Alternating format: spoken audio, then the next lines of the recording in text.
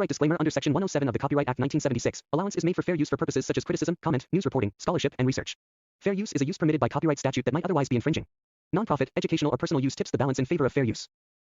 So ஹைஸ் எல்லாரும் எப்படி இருக்கீங்க, நல்லா இருக்கீங்களா? ஸோ நம்ம இன்னைக்கு என்ன பார்க்க போகிறோம், ரியாலிட்டி குவெஸ்ட் நெக்ஸ்ட் பார்ட்டை பார்க்க போகிறோம். ஸோ ப்ரீவியஸ் எபிசோட் பார்க்கலாம், மறக்காம பார்த்துட்டு வந்துங்க, அப்போ தான் இந்த வீடியோ புரியும். ஸோ இடையில உங்களுக்கு ஏதாச்சும் ஒரு டவுட் இருந்தாலும் சொல்லுங்கள், அதை நான் கிளியர் பண்ணிடுவேன். ஏன்னா இப்போ தான் வந்து நம்மளோட சேட்டில் பார்த்தீங்கன்னா வாய்ஸ் மோட்லாம் இருக்குது.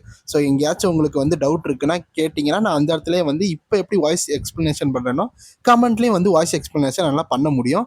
அது போக உங்களுக்கு வேறு மானும் ஏதாச்சும் போடணுன்னாலும் சொல்லுங்கள், அதையும் நான் போட ஆரம்பிச்சிடுறேன். ஏன்னா கான்ஸ்டண்ட்டாக ஒரே இது போச்சுன்னா உங்களுக்கும் போர் அடிக்கும்ல. சரி வாங்க வீடியோக்குள்ளே போகலாம். எபிசோட் ஓப்பனிங்ல இந்த கேங்குக்கும் நம்ம ஹீரோக்கு சண்டை நடக்கும்ல, அங்கிருந்து காமிக்கிறாங்க. அப்ப கேங் வந்து அம்மா நீ என்ன பண்ணிக்கிட்டு இருக்க, எவ்வளவு நேரம் பிளாக் பண்ணுவேன்னு நீ நினைச்சுக்கிட்டு இருக்க அப்படின்னு சொல்லிட்டு இருக்காங்க. பார்த்தா நம்ம ஹீரோ வெறும் பிளாக் மட்டும் தான் பண்ணிக்கிட்டு இருக்கான். இல்லனா பிளாக் பண்ணாம என் கூட சண்டை போறக்கு உனக்கு பயமா இருக்கா அப்படின்னு சொல்லும்போது நம்ம ஹீரோ நான் அவ்வளவு சர்ப்ரைஸ் ஆகல, அந்த ட்விஸ்ட் மட்டும் வரட்டும், அதுக்கு அடுத்து இவனை பாத்துக்கலாம். அப்ப நம்ம ஹீரோ நினைச்சுக்கிட்டு இருக்கும்போது நீ ரொம்ப ரஷ் பண்ணாத, எப்படி இருந்தாலும் இந்த இடத்துல நான் அடிச்சு முடிக்க தான் போறேன். நம்ம ஹீரோ என்ன சொல்றானா, கவலைப்படாத, இப்ப அடிக்கிற அடியில வந்து நீயே எல்லாத்தையும் வந்து கக்கிடுவ, நீ காசு கொடுத்த நீ அடிக்க வந்தது எல்லாத்தையும். அப்ப நம்ம ஹீரோ சொல்லிக்கிட்டு இருக்கான். அந்த குவெஸ்ட் வரட்டும் நினைச்சுக்கிட்டு இருக்கும் போது நம்ம ஹீரோக்கு அந்த குவெஸ்ட் வந்துருச்சு அப்படின்னு நம்ம ஹீரோ சொல்லிக்கிட்டு இருக்கான். அப்படி சொல்லிக்கிட்டு இருக்கும் போது நம்ம ஹீரோக்கு ஏத்த மாதிரி அந்த இடத்துல குவெஸ்ட் பாப் அவுட் ஆகுது. இந்த வந்துருச்சுல, இப்ப என்ன இவனை போட்டு அடிக்கணுமா, அதாவது இந்த கேங்கை போட்டு அடிக்கணுமா. அப்ப நம்ம ஹீரோ நினைச்சுக்கிட்டு இருக்கும்போது புது குவெஸ்ட், நீங்க பாசிட்டிவா இருக்கணும், இதோட ரிவார்டு வந்து உங்களுக்கு டிஃபென்ஸ் வந்து பூஸ்ட் ஆக்கும், நீங்க என்ன பண்ணணும்னா அவன் அடிக்கிற அடியெல்லாம் வந்து தாக்கு பிடிக்கணும் அப்படின்னு வந்திருக்கு. அப்புறம் நம்ம இந்த இடத்துல வந்து ஹீரோ இவ்வளவு நேரம் பேசுற பில்டப் எல்லாம் வேஸ்டா போயிடுச்சு. ஏன்னா நம்ம ஹீரோ வந்து இப்போ வந்து பிளாக் பண்ணணுமா, அது டோட்டலா 3 நிமிஷம் வந்து பிளாக் பண்ணுமா. அதுக்கு வந்து நம்ம ஹீரோக்கு என்ன ரிவார்ட்னா இந்த மாதிரி உங்களோட டிஃபென்ஸ் வந்து இன்க்ரீஸ் ஆகும்னு போட்டிருக்கு. அப்பனா சரி என்ன பண்றதுன்னு தெரியாம நம்ம ஹீரோ வந்து அங்க அடிக்கிற கேங்கோட அட்டாக் எல்லாத்தையும் பிளாக் பண்ணிக்கிட்டே இருக்கான். ஆமா போரிம்ல இருக்கவங்க எல்லாம் நல்லா சண்டை போடுவாங்க கேள்விப்பட்டேன், நீ நல்லா சண்டை போடுவேன்னு நினைச்சேன், ஆனா நீங்க என்ன பிளாக் பண்ணிக்கிட்டு இருக்க அப்படின்னு கேங் சொல்லிட்டு நம்ம கேங் வந்து ஹீரோ செவத்தோட சேர்த்து ஒரு குத்திக்கிட்டு இருக்கான். அப்படி குத்திக்கிட்டு இருக்கும்போது நான் நினைச்ச மாதிரிதான், நீ இது எதுக்குமே பயப்பட மாட்டல அப்படின்னு சொல்லிட்டு இருக்கோம். நம்ம ஹீரோ அதுல இருந்து ஜஸ்ட் மிஸ் எஸ்கேப் இருக்கான். பார்த்தா அந்த கேங்கோட அடி வந்து செவுத்துல வந்து கான்கிரீட்ல அடிச்சு அந்த இடம் கிராக் விழுந்து கிடக்குது. நம்ம ஹீரோ ஆமா இது என்ன எனக்கு ஒரு மாதிரியான அனோனியா சிச்சுவேஷன், இவனை அடிக்கவும் முடியாம இந்த குஸ்டுக்காக நான் எல்லா வேலையும் பார்க்க வேண்டியதா இருக்கேன். அப்ப நம்ம ஹீரோ நினைச்சிட்டு அந்த இடத்த விட்டு ஓடிக்கிட்டு இருக்கான். இந்த மாதிரி தடுத்துக்கிட்டே இருந்தா நான் உனக்கு வந்து ஒரு சாண்ட் பேக்கா தான் ஆக போறேன், அந்த மாதிரி இப்படி இருக்குன்னு நினைச்சிட்டு நம்ம ஹீரோ போயிட்டு இருக்கும்போது நீ என்ன நினைக்கிற, இந்த இடத்த விட்டு உன்னால ஓட முடியும் நினைக்கிறான்னு சொல்லிட்டு கேங் வந்து அங்க இருக்க அந்த சேர்ல மிதிச்சு ஜம்ப் பண்ணி நம்ம ஹீரோவை வந்து ஒரு கிக் பண்ண வந்துகிட்டு இருக்கான். அதே மாதிரி ஒரு கிக் பண்ணணும், நம்ம ஹீரோ அப்படியே சரிஞ்சுக்கிட்டு போய் விழுந்துகிட்டு இருக்கான். அப்படி விழுகாம நம்ம ஹீரோ கொஞ்சம் ஸ்ட்ரகிள் பண்ணி எழுந்துச்சுக்கிட்டு இருக்கான். அவன் இப்ப கொஞ்சம் ஸ்ட்ராங்கா தான் இருக்கான், நான் நினைச்சதோட ரொம்ப ஸ்ட்ராங்கா தான் இருக்கான். ஆனா அவன் எவ்வளவு ஸ்ட்ராங்கா இருந்தானோ அப்ப நம்ம ஹீரோ நினைச்சுக்கிட்டு இருக்கும்போது கேங் வந்து ரெப்ரசன்டேட்டிவ் ஆஃப் பாங் சாங் அப்படின்னு சொல்லிக்கிட்டு இருக்கான். நம்ம ஹீரோ என்னதுன்னு அப்படின்னு பார்த்துட்டு இருக்கும் போது என்னமோ பெருசா இந்த ஷியங்க வந்து அடிச்சிட்டானா உன்னோட கான்ஃபிடென்ட் அப்படியே ரூஃபுக்கு மேல போயிருமா, நீ என்ன நினைச்சுக்கிட்டு இருக்க, இந்த இடத்துல அவன் மட்டும் தான் ஸ்ட்ராங்கா இருக்கானா, நீ ரொம்ப அரகண்டா தான் இருக்க அப்படின்னு சொல்லிட்டு இருக்கும்போது அந்த சைடு என்னது டோவின் வந்து ஷெர்காங்க வந்து பீட் பண்ணிட்டாங்களா, ஆமாண்டா நானும் கேள்விப்பட்டேன், ஆனா அதெல்லாம் ரூமர் தான் நினைச்சோம் அப்படின்னு அந்த பக்கத்துல வேடிக்கை பாக்குறவங்க எல்லாம் சொல்லிட்டு இருக்காங்க. அவன் ஒரு மான்ஸ்டர் தான், அது போக அவன் பறக்கும் போது அவனுக்கு ஒரு அமேசிங்கான பிசிக்கல் எபிலிட்டியோட தான் பறந்துருக்கான், அவன் சைஸுக்கும் அவனோட பலத்துக்கும் அதெல்லாம் வந்து சமமா இருக்காது அப்படின்னு சொல்லிட்டு இருக்காங்க. ஏன்னா இந்த ஷெராங்க வந்து குட்டியா தானே இருப்பான், ஆனா அதெல்லாம் வந்து அப்படின்னு சொல்லிட்டு நம்ம ஹீரோ வந்து அந்த வயிற்று பகுதியில ஒரு குத்திக்கிட்டு இருக்கான். நம்ம ஹீரோ கொஞ்சம் கத்துறான். அவன் சிம்பிளா வந்து ஒரு இதோ ஸ்கில்லோட பறந்துருக்கான், அவ்வளவுதான், அவனுக்கு வந்து பாக்ஸிங் கூட தெரியாது, ஏன் அவன் எதையுமே ட்ரெயின் பண்ண மாட்டான் அப்படின்னு சொல்லிட்டு நம்ம ஹீரோட அந்த கால் இருக்குல்ல அங்க ஒரு அட்டாக் பண்றான். அப்புறம் நம்ம ஹீரோட ஃபேஸ்ல ஒரு அட்டாக் பண்றான். அப்படி பண்ணிக்கிட்டு என்ன சொல்றான்னா, நல்லா நான் வச்சுக்கோ, அவன் பறக்கும் போது நேச்சுரலா அந்த லெவலுக்கு வந்திருக்கான், அதனாலதான்டா ஒன்னே மாதிரி ஆளுங்கெல்லாம் வந்து அவனை டிஃபீட் பண்றீங்க. அது போக உனக்கு ஒரு விஷயம் தெரியல நினைக்கிறேன், இந்த இஜாங் கேங்ல இருக்க மக்கள்லாம் வந்து அவனோட ரொம்ப ஸ்ட்ராங்கா தான் இருப்பாங்க, அதனால நீ வந்து ஒருத்தனை டிஃபீட் பண்ணிட்டேன்னு சொல்லிட்டு ரொம்ப தலகணத்தோட இருக்கான்னு சொல்லிட்டு கேங் வந்து திரும்பி நம்ம ஹீரோ அடிச்சுக்கிட்டே இருக்கான். இந்த இடத்துல வந்து உனக்கு ஒரு சான்ஸ் கூட கொடுக்க மாட்டேன்டா, நீ எப்படி நிக்கிறன்னு பாப்போம் அப்படின்னு சொல்லிட்டு இருக்கோமோ நம்ம ஹீரோ அதெல்லாம் இப்ப மேட்ரே கிடையாது அப்படின்னு சொல்லும் போது அதை சரி கேங் என்னன்னு கேட்கறான். ஏன்னா முடிவுல நான் மட்டும்தான் ஸ்ட்ராங்கா மாறுவேன், அசால்ட்டா இந்த பங்க்ஸ் எல்லாம் நான் அடிச்சு போட்டுறேன். அப்ப நம்ம ஹீரோ பிளாக் பண்ணிட்டு சொல்லிட்டு இருக்கான். அப்ப அந்த டைம் அப்ப உங்க சிஸ்டம் ஓப்பன் ஆகி நீங்க இவ்வளவுக்கு எவ்வளவு டேமேஜ் வாங்குனீங்களோ அதுக்கேத்த அளவு உங்க டிஃபென்ஸ் வந்து இன்க்ரீஸ் ஆகுது அப்படின்னு வந்திருக்கு. நம்ம ஹீரோ வந்து நல்லது, அப்பனா இன்னொன்னு அடி வாங்கிட்டே இருக்கணும், இல்ல ஆமா அப்ப நம்ம ஹீரோ பாத்துட்டு இருக்கும்போது இந்த இடத்துல நம்ம ஹீரோக்கு இன்னும் 7 செகண்ட் இருக்கு அந்த டிஃபென்ஸ்ல இருக்கிற அளவு. அப்ப நம்ம ஹீரோ வந்து அதுல பேசி முடிச்சலாம்னு சொல்லிட்டு என்ன சொல்றேன்னா, என்ன பேசிக்கிட்டு இருக்க, ஏதோ நீ மட்டும் தான் ட்ரெயின் பண்ண மாதிரி சொல்லிட்டு இருக்க, ஆனா நீ ட்ரெயின் பண்ணது இவ்வளவுதானா. அப்ப நம்ம ஹீரோ வந்து ப்ரொவோக் பண்ணிட்டு இருக்கான், இன்னும் ஒரு பஞ்ச் வாங்கினா போதும்ல அப்ப நம்ம ஹீரோ நினைச்சுக்கிட்டு ஏன் நீ பேசாம உண்மையை நீ ஒரே ஒரு குத்து குத்தலாமே அப்படின்னு வந்து ஹீரோ சொல்லிக்கிட்டு இருக்கான். ஓ உனக்கு வேணுமா, அப்ப நான் இந்த குத்துலயும் நீ சாவ போறடா அப்படின்னு வந்து கேங் வந்து ரொம்ப ஃபோர்ஸ்ஃபுல்லா நம்ம ஹீரோ குத்த வந்துகிட்டு இருக்கான்.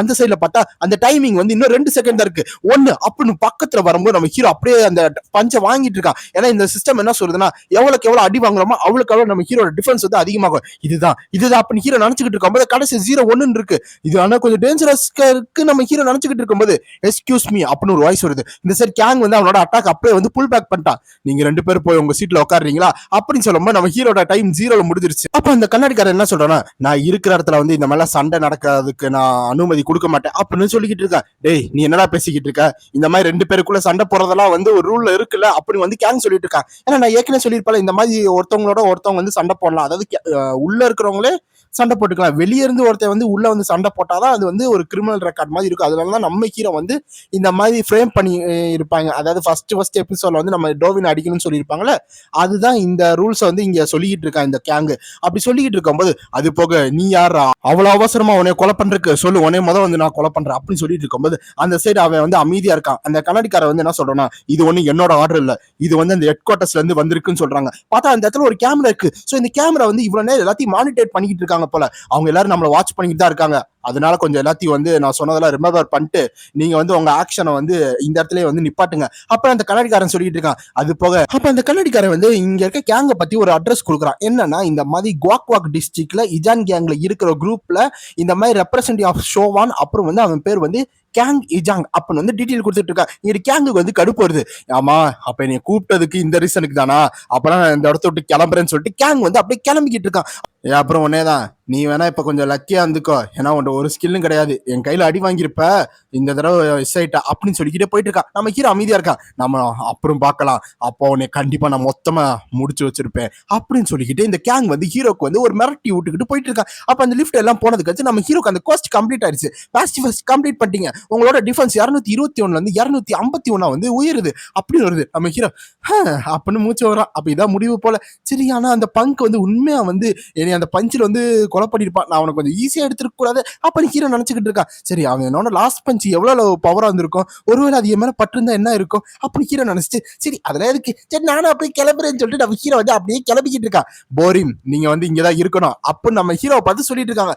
ஏன்னா உங்களை பத்தி இன்னும் ஒரு விஷயம் இருக்கு அப்படின்னு சொல்லும்போது நம்ம ஹீரோ என்ன அப்படின்னு கேட்கும்போது, சரி அப்ப நம்ம 2வது ஐட்டத்தை வந்து ஆரம்பிப்போமா, ஏன்னா நீங்க போரியம் வந்து இன்னும் எங்களுக்காக அந்த ஃபீஸ் கொடுக்கவே இல்லை, நீங்க வந்து ரெப்ரசன்டேட்டிவ் மார்ல இருந்து இன்னும் ஒன்றும் வரல, அது போக இது ரொம்ப நாள் ஆயிடுச்சு, எப்ப நீங்க வந்து இந்த மணியெல்லாம் கொடுப்பீங்க, ஏன்னா இந்த மாதிரி இஜான் கேங்ல வந்து இருக்கணும்னா இந்த மாதிரி குரூப்ல வந்து அவங்களோட கான்ட்ரிபியூஷன் வந்து கொடுத்தாகணும். ஸோ லிட்டரலா வந்து இந்த இடத்துல நம்ம ஹீரோட்ட வந்து காசு கேட்கறாங்க, இந்த மாதிரி வரி மாதிரி கூட வச்சுக்கோங்க. அப்படி கேட்கும்போது நம்ம ஹீரோ என்ன சொல்லிக்கிட்டு இருக்க அப்படின்னு கேட்கும்போது, உங்களுக்கு 2 வாரம் தான் டைம் இருக்கு, அதுக்குள்ள எங்களுக்கு வந்து புதுசா ஒரு ப்ராஃபிட் மாடல் இருக்கிற மாதிரி ஒரு விஷயத்தை எடுத்துட்டு வாங்க அப்படின்னு சொல்லிட்டு இருக்காங்க. என்னது, அப்ப இஜான் கேங்குக்கு காசு கொடுக்கணுமா அப்ப நம்ம ஹீரோ வந்து நினைச்சுக்கிட்டு இருக்கான். உங்களுக்கு புரிஞ்சிச்சுல அப்படின்னு கேட்காம நம்ம ஹீரோ புரிஞ்சிருச்சு அப்படின்னு சொல்றான். அப்ப அவ்வளவுதான். இப்போ இந்த இடத்துல வந்து அடுத்த விஷயம் என்னன்னா, இந்த மாதிரி நம்ம பிளேயர்ஸ், அதாவது நம்ம மெம்பர்ஸை வந்து க்ளோஸ் ஆக்குற மாதிரி ஒன்று செய்யணும் அப்படின்னு வேற ஏதோ பேசிக்கிட்டு இருக்காங்க. அந்த இடத்துல வந்து அந்த முடியுது. அப்படி இன்னொன்று பார்த்தா இந்த சிஓல இந்த டிடெக்டிவ் ஏஜென்சி இருக்கும்ல, அங்க காமிக்கிறாங்க.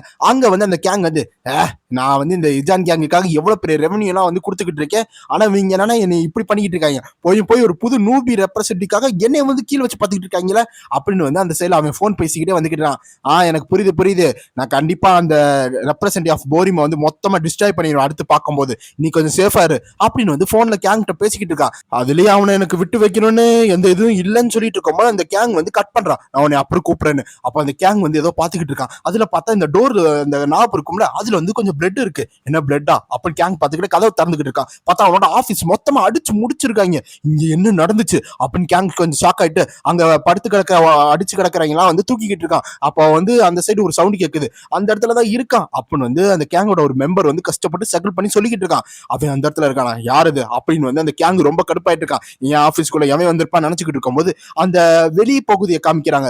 இந்த Ijan gang member assembly meeting வந்து முடிஞ்சிருச்சுன்னு சொல்றாங்க. அந்த இடத்துல நம்ம ஹீரோ வந்து அந்த இவன் இல்ல அந்த கேங் எங்கேயாச்சும் இருக்கானா, ஓகே அவன் இங்க இல்ல, அப்ப நம்ம சைலண்டா எஸ்கேப் பண்ணலாம். அப்பா எவ்வளவு அடிச்சிட்டா, எனக்கு ரொம்ப வலிக்குது, என் உடம்பே வந்து ரொம்ப வலிச்சுக்கிட்டு இருக்கே. அப்ப நம்ம ஹீரோ வந்து இந்த இடத்துல ஸ்ட்ரகிள் பண்ணிக்கிட்டு இருக்கா. மேல வந்து வீராப்பா இருந்துட்டு இங்க வந்து அந்த கேங் இருக்கானா இல்லையான்னு சொல்லிட்டு எஸ்கேப் ஆகுறதுக்கா பாத்துக்கிட்டு இருக்கான். அது போக என் சிஸ்டம் வந்து இந்த மாதிரிலாம் சொன்னதே இல்லை, என் சிஸ்டம் என்ன புதுசா வந்து இந்த மாதிரி நீ சண்டையே போடக்கூடாதுன்னு சொல்லிக்கிட்டு இருக்கு. அப்ப நம்ம ஹீரோ நினைச்சுக்கிட்டு, ஆனா அவன் கண்டிப்பா வந்து ஒரு பேட் கை தான், எனக்கு அது நல்லா தெரியுது, அதனாலதான் அப்படின்னு ஹீரோ சொல்லிக்கிட்டு, அது போக எதுக்கு இந்த குஸ்ட் வந்து காரணம் இல்லாம எனக்கு இப்படி கொடுத்துச்சுன்னே தெரியலையே அப்படின்னு ஹீரோ ஹீரோ யோசிச்சுக்கிட்டு இருக்கான். ஒருவேளை அதனோட நான் சண்டை போட போறேனோ, இல்லைன்னா அவன்கிட்ட இருந்து ஏதாச்சும் எனக்கு கிடைக்குமா, என்னவா இருக்கும் அப்படின்னு ஹீரோ யோசிச்சுக்கிட்டு இருக்கும்போது இன்னொரு சைடு பார்த்தா இந்த கேங் வந்து அந்த சைடு ஒருத்தனை பாக்குறான். ஆமா, இந்த மாதிரி டிடெக்டிவ் ஏஜென்சியை வந்து நீதான் இந்த மாதிரி ஒரு மெஸ்ஸுக்கு ஆக்குனியா அப்படி கேங் சொல்லிக்கிட்டு இருக்கான். அது யாருன்னா ஹான் தான். அப்ப ஹான் அங்க நின்றுகிட்டு அப்ப ஹான் என்ன சொல்றானா, நீ என்ன நினைக்கிற, உன்னை சும்மாவா சமன் பண்ணிருப்பாங்கன்னு, என்ன எவிடன்ஸ் எல்லாமே உன்னை சமன் பண்ணுவாங்க அப்படின்னு வந்து சொல்லும் போது அந்த சைட் கேங் என்னடா சொல்றேன்னு கேட்கும் போது, இந்த ஹெட் குவார்டர்ஸ்ல ஏற்கனவே உன்னை பத்தி எல்லா எவிடன்ஸையும் வச்சிருக்காங்க, அந்த ரீசனாலதான் உன்னை வந்து இன்னைக்கு கூப்பிட்டு இருக்காங்க. அதான் இந்த ஷியூவான் இந்த ஏஜென்சி இருக்குல்ல, இது வந்து அவுட் சைட் வந்து நீங்க காசு வாங்குறது, அப்படி ஏஜென்ட் மெம்பர்ஸ் அட்டாக் பண்றது, இது எல்லாமே வந்து வந்துருச்சு. ஆக்சுவலா அவங்க வந்து அதாவது ஹெட் குவார்டர்ஸ் வந்து உனக்கு ஒரு ஆப்பர்ச்சுனிட்டி கொடுத்தாங்க, இன்னைக்கு நீ எல்லாத்தையும் கன்ஃபர்ஸ் பண்ணுவேன்னு.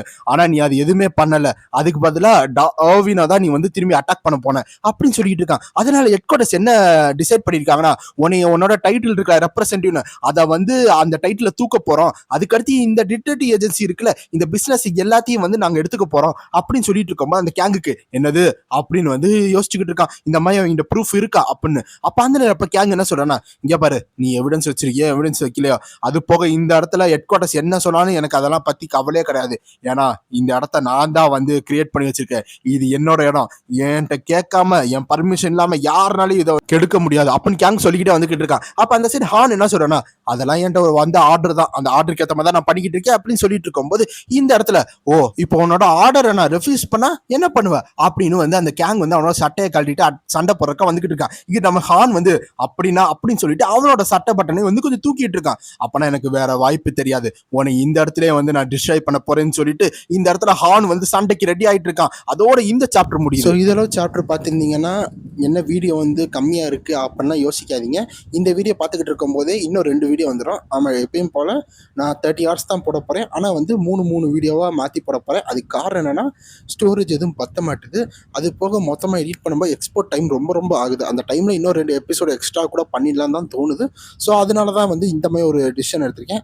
ஸோ அது எதுவுமே சொல்லலை, அதனால் வந்து நீங்கள் அதை கொஞ்சம் போய் பார்த்துக்கோங்க. ஒன்றும் இல்லை, கீழே வந்து டிஸ்கிரிப்ஷனை பார்த்தீங்கன்னா அங்கே ஒரு டிஸ்கிரிப்ஷனில் இந்த மாதிரி பிளேலிஸ்ட் லிங்க் இருக்கும். அந்த லிங்க்கை நீங்கள் தொட்டிங்கன்னு வச்சுக்கோங்க, டேரெக்டாக பிளேலிஸ்ட்டுக்கு போயிருவீங்க. அந்த பிளேலிஸ்ட்டில் வந்து கீழே பார்த்தீங்கன்னா இந்த மாதிரி நான் எபிசோடு வைஸாக வந்து அரேஞ்ச் பண்ணி வச்சிருப்பேன். அதனால் உங்களுக்கு என்ன எபிசோட் பார்க்கணுமோ அதை அப்படியே பார்த்துக்கிட்டே இருங்க. ஓகேவா? So bye guys.